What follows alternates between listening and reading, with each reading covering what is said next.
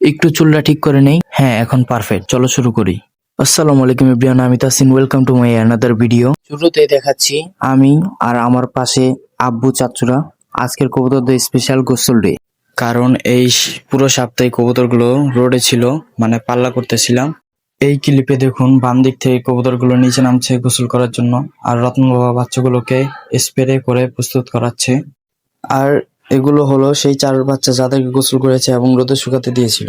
বামের এই ক্লিপে দেখুন কবুতরগুলো এক এক করে পানির দিকে যাচ্ছে। এখানে রতন বাবা আবার স্প্রে করছে আর কবুতরগুলো নিচে নামছে গোসল করার জন্য। সাপ্তাহিক পরিচর্যার জন্য এগুলো খুবই জরুরি। কবুতরগুলো এখন জমজমাট গোসল করছে, কারণ পুরো সপ্তাহ ধরে পাল্লা খাচ্ছে, তাই গায়ের ধুলো ময়লা আর ক্লান্তি দূর করার জন্য এই সপ্তাহে গোসল দেওয়াটা খুব জরুরি ছিল, তাই গোসল দিয়েছি।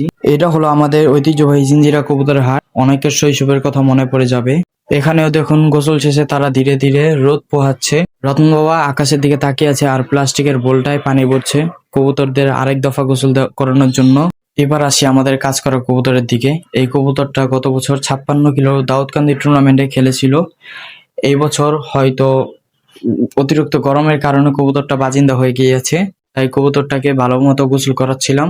আর আমাদের প্রত্যেক কবুতর প্রেমিকদের উচিত প্রত্যেক সপ্তাহে একবার হলেও কবুতরগুলোকে গোসল করানো। আর আমি কবুতরগুলোকে গোসল করানোর জন্য ব্যবহার করেছি এসিমেক 1% ওরাল। এই ছিল আজকের ভিডিও। দেখা হবে নতুন কোনো ভিডিও নিয়ে। আল্লাহ হাফেজ।